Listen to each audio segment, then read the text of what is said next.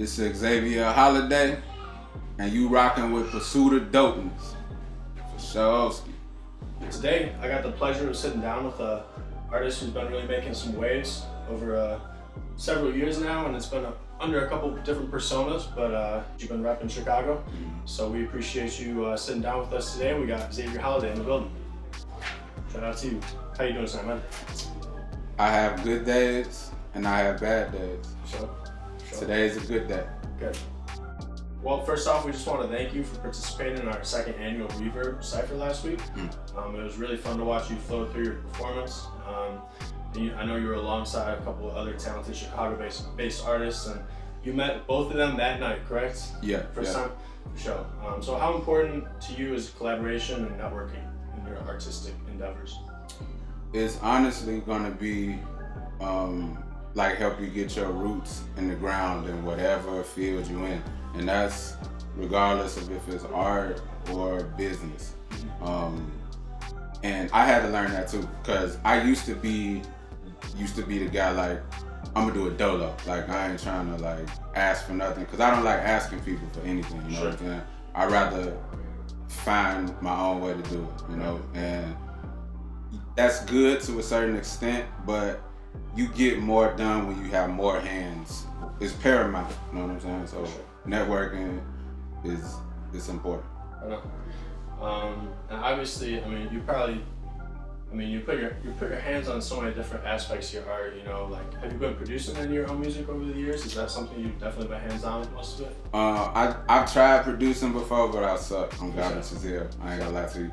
But I gotten a little bit better. But for now, I sit with the producers, the one that's actually skilled at doing it, and I just tell them like what I see in my mind, and we just get together and like facilitate that.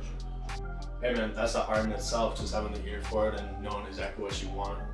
I mean, you guys are creating something from nothing, so from getting from point A to B, that's special. Yes, so who are some of the favorite artists or producers that you collaborated with over the years that you might want to collaborate with in the future from Chicago specifically? Definitely, off top, definitely Saba. Mick, for sure. We low-key got something else.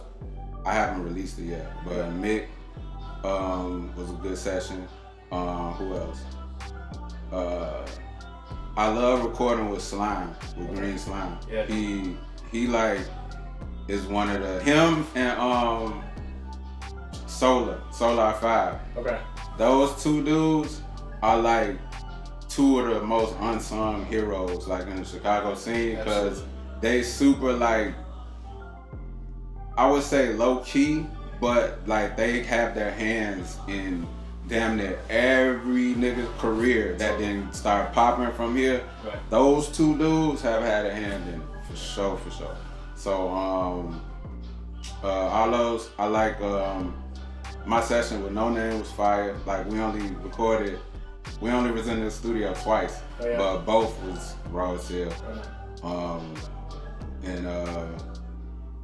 Shit, there's so many names, bro. I don't want to like leave out people.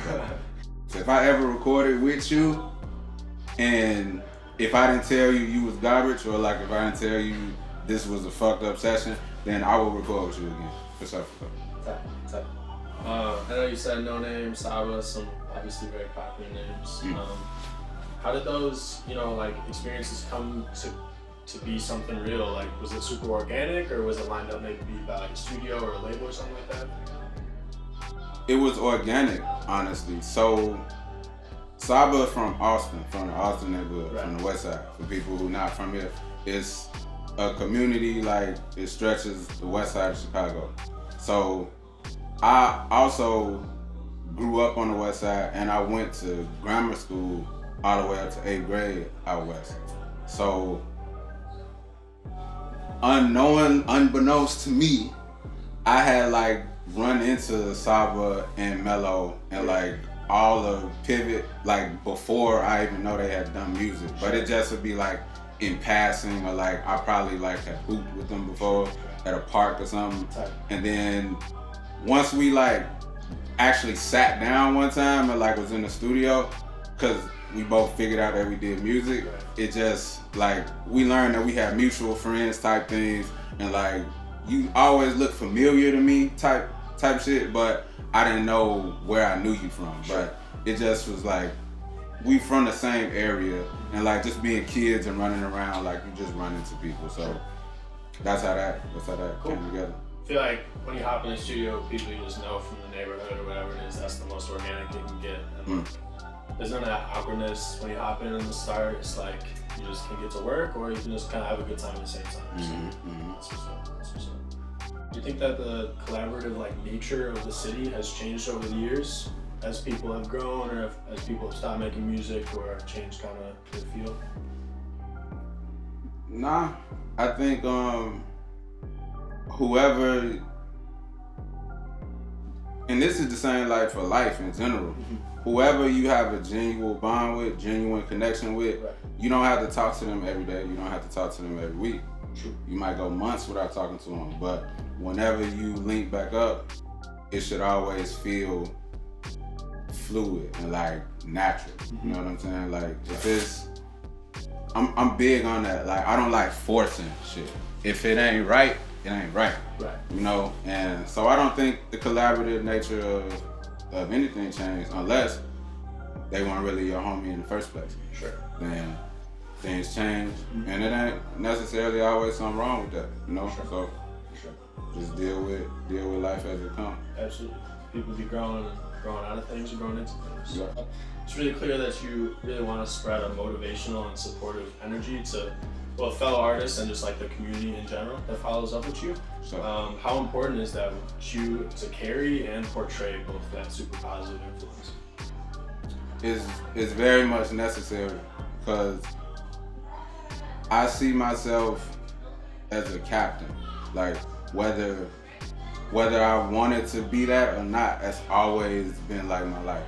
Like certain people, like with every person, it's like a planet and they have gravity.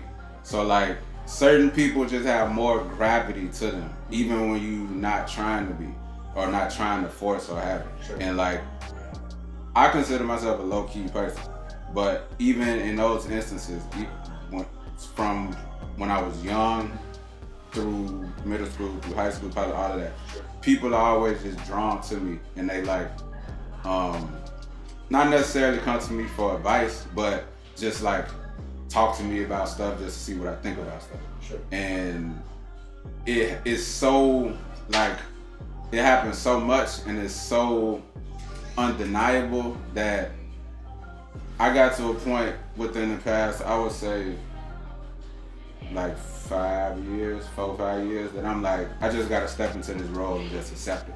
Cause I'm here for a reason, you know, and if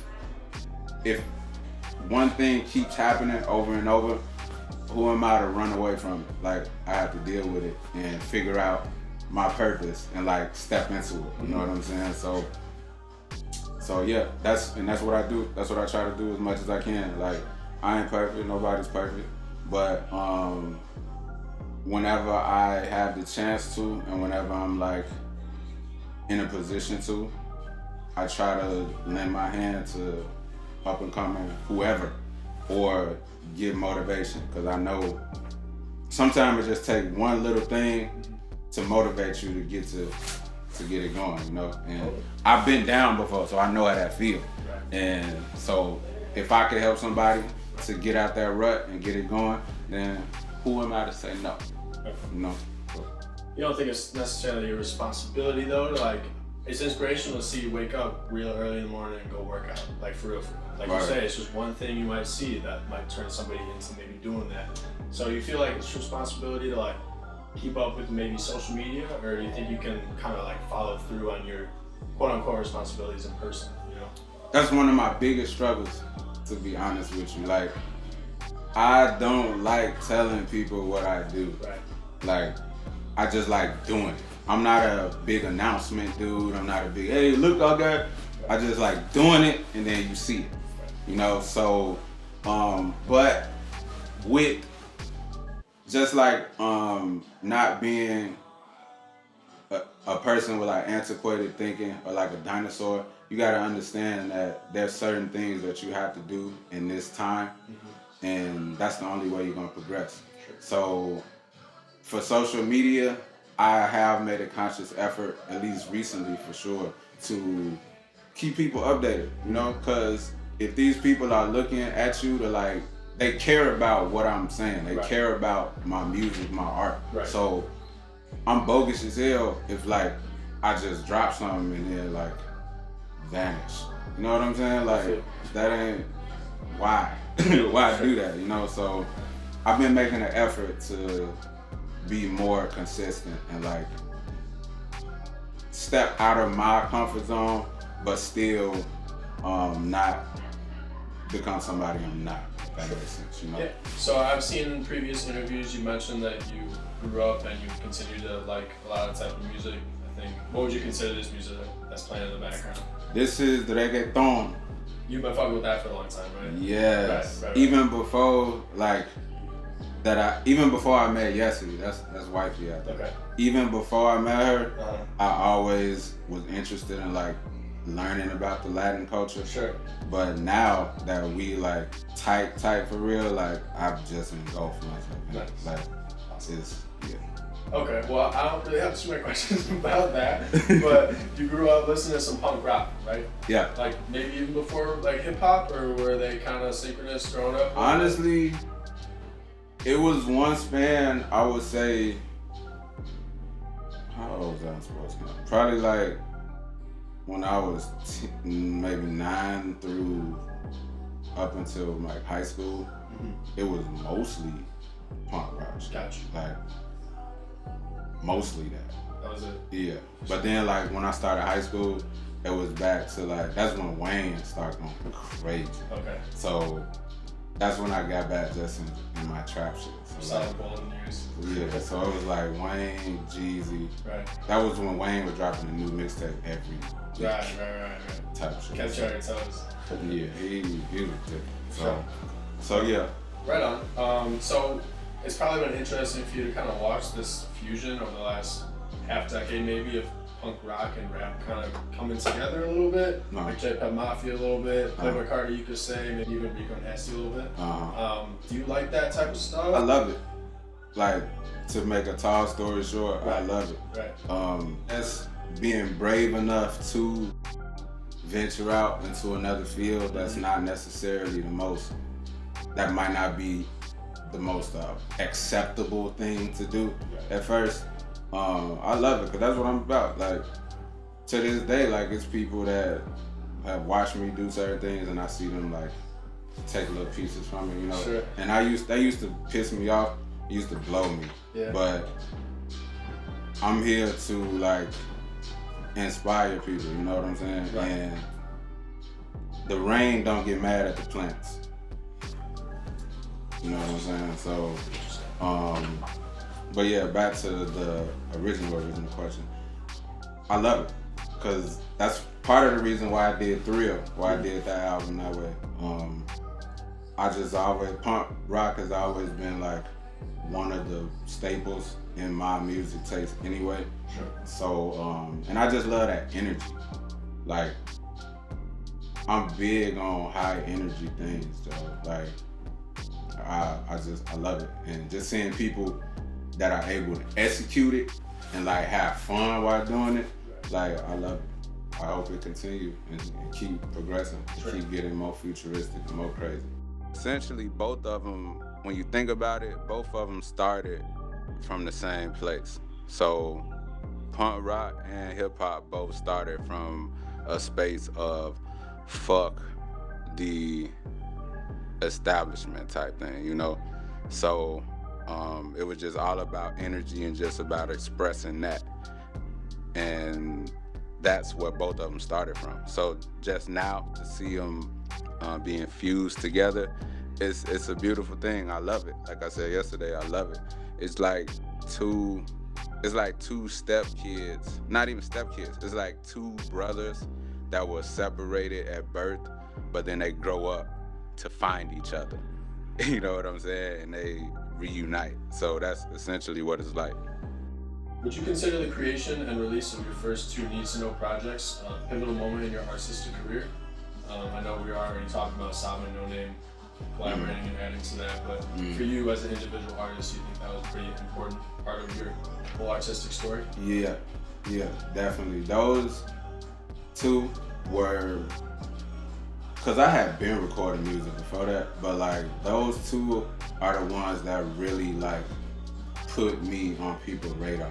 You know, Need to Know 2, Luna, Complex premiered it, and then cause sometimes all you need is that little thing, you know, that little spark, and cause I knew I had it. I knew I was raw as hell, but sometimes the people you want to know that don't know it yet, and that's part of the beauty of this art thing. It's like, just because you feel like you're not appreciated or you feel like you're not where you should be, that don't mean quit. That don't mean that you're not what you think you are. That just means you have to keep working at it. If you love it for real, keep doing it. And whoever it's supposed to reach is gonna reach. And Need to Know 2 definitely was that for me. Like, it put me like global, like worldwide. Like that's why I got my worldwide fans. And to this day, like people still rock with me based off that. And then 3, you released the special, it was the exclusive type release, right? Right. You talk about that just a little bit? Yeah, man, cause like long story short, these record labels, they ain't right. They ain't right, bro. Like, we could do a whole series on like why record labels bogus. Like, so that the way I released it was basically my first stab at like trying to enlighten more artists on why we have the real power, because there would still be a us without them. Exactly. You know what I'm saying? Absolutely. But without us, there wouldn't be a them. So the fact that they can implement so many different just red tape and like different rules to this shit, and then we have to follow them in order to get to where we want to be, that's crazy to me, bro. Like, and I just want more artists to understand that, like, if we started enforcing like the power we have, we could suffocate these record labels and make them, we could actually flip it and have them paying us how we are supposed to be valued, you know? So that was why I released it that way. And I sparked a few people, but it wasn't enough. So that won't be the last type of release I do like that. And I'd say yes and no, man. That was before the wave. Like, that was before this whole NFT space has become a thing. Like, and people definitely have tried recently to add some type of exclusivity to their projects and releases. So you may have not directly influenced people, but like that's what I'm talking about, man. You never know. Like, you just have to keep doing you. You don't know who listening. You don't know who watching. You don't know who you inspiring to do what. Like, I could have never fathomed what a blockchain was. Right. What was it? That was 2020 when I dropped that. So I didn't know what blockchain was. I didn't know what NFTs was. I just was trying to inspire people to understand, like, there's different ways we could do this. And now, look. Here we are. You know what I'm saying? Here we are. For sure. So, probably not in the same way, but do you plan on possibly releasing a 4th edition to that series, or? Need to Know, the trilogy is complete. It's Need to Know is done. Yeah, I'm a believer that you don't put too much seasoning in it if it's done already. You know what I'm saying? So just like when people overdo movies and like try to do 4th, 5th, and 6th, 7th, like them shit's almost always garbage to take. Like, y'all should have stopped. That Matrix movie, everybody should know. Yeah, I need to watch it again because I'm biased. I'm biased, bro. I love The Matrix so much that I'm gonna watch it again just to make sure before I say what I think I want to say. Same director and everything. People are saying it just isn't it. Yeah, man, that shit. Oh, I just thought of another question earlier. I forgot to say Freddie. Super. Oh yeah. Yeah. For sure. He was on Need to Know 2. Okay. Yeah, he was on Luna. Right on.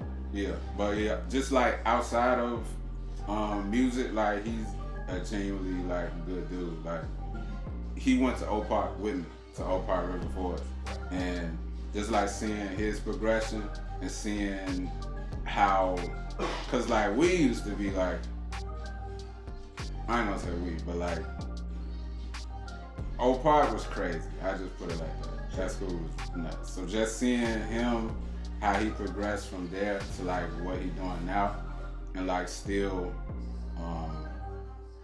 like being focused, and like he's at the happiest point I've ever seen him. Yeah. And I love that. Like I fuck with that. And yeah, I just want him to keep going, keep shitting on everybody who said he wouldn't do it. Right. I think he's another one that's also really been vocal about putting self-worth into his artistry. Absolutely. Not that he hasn't always said stuff like that. Shout out Super. Absolutely. And that's why him and I like click whenever we talk.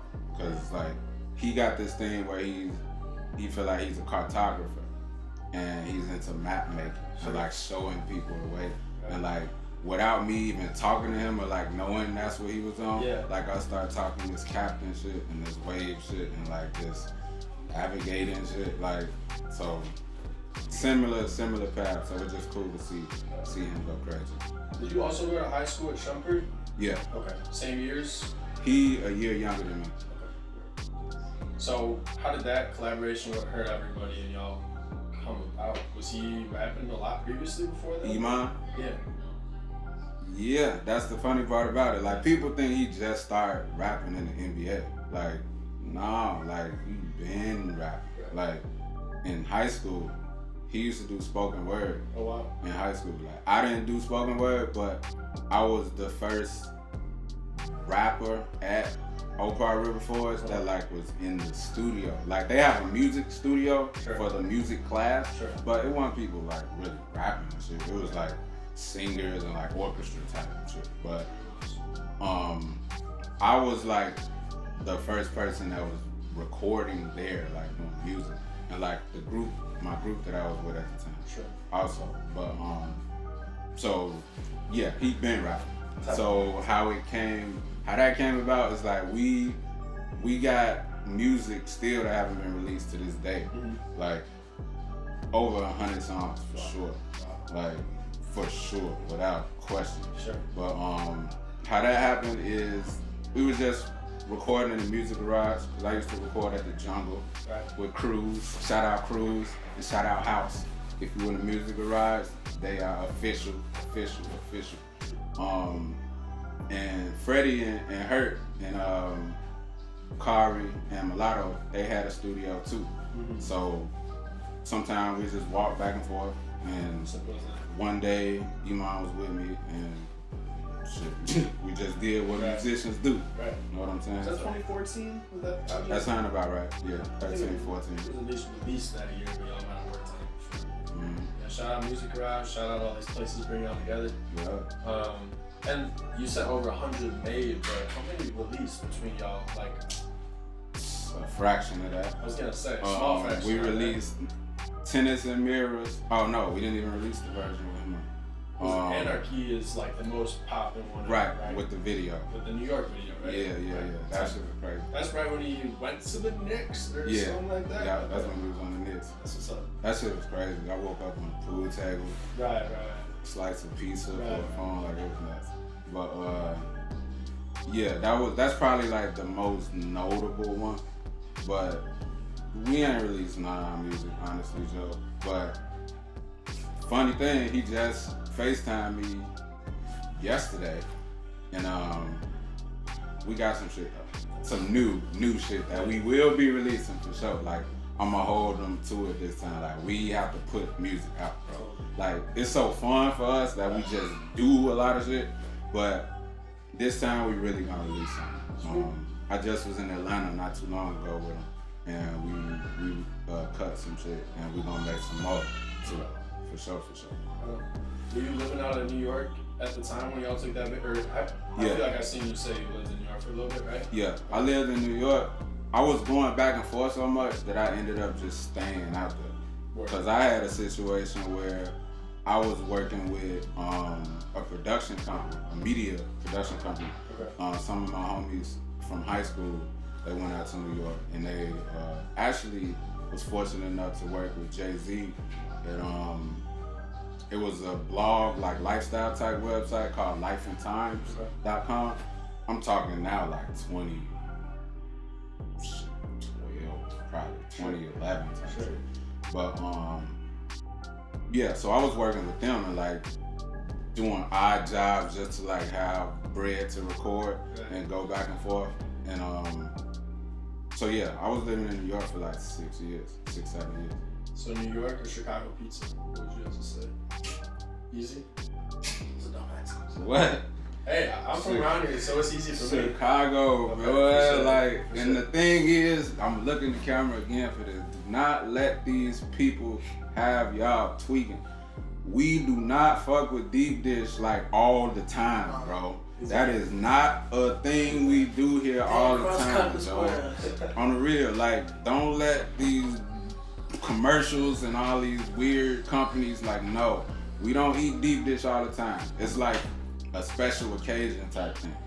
But like our regular pizza that's cut in squares or even the triangles, like that's the one. Like no comparison. It's more soul, and New York pizza don't have soul.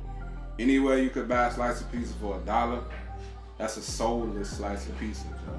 Like, remember that. I told you that. I'm a pizza connoisseur. People who really know me, like they know.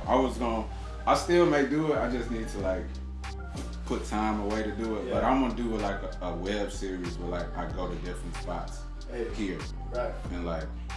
But that's for me. That's PSA, we got better pizza out here in Chicago. For Showski, there's no question. Can you look back on 2020 and pick out any standout moments that were, important or super beneficial to your artistic growth? The birth of my son. He was born June 6, 2020. That day is another thing that like it etched into my mind that okay, you are an influence. You can influence people. And now I think that was just like God's way of just telling me like you can't run from it, fam. Like you have to be this person. Cause now you got a younger son now. My girl Yessie, when I met her, she had a son, so I got a bonus boy. He 13 now. So I was already like in that role. But it's different when you have your own, for sure. So that was a pivotal moment for me, for sure, in 2020. Because it's just like now you have to understand that you can't run from what you meant to do. And that's when I just stepped into like just being more demonstrative, more open with what I'm dealing with. Because it's a lot of people that grow up thinking they can't say how they feel. Especially being a man, especially being a black man.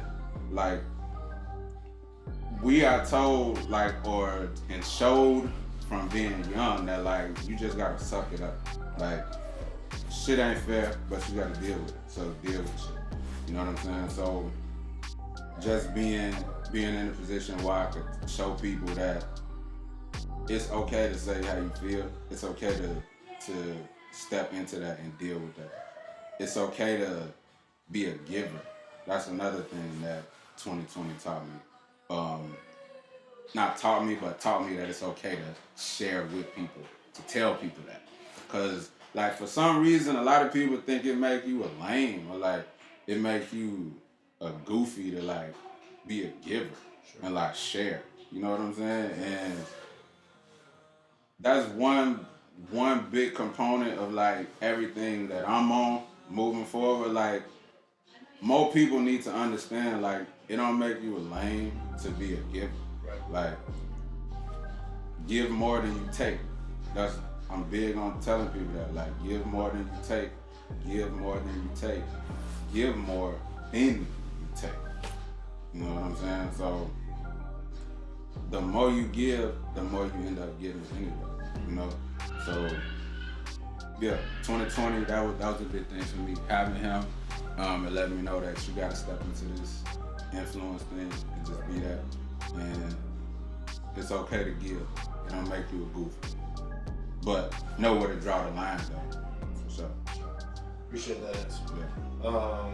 Do you think the pandemic has allowed you more time to be hands-on with your kids, or has it maybe sparked more or less artistic influence? You know, it's been for some artists, they've been struggling to get influence throughout this time, or some have been just churning out material. So how's it been for you? Life is a sea. It's an ocean. Like, it's waves and then it's calm points.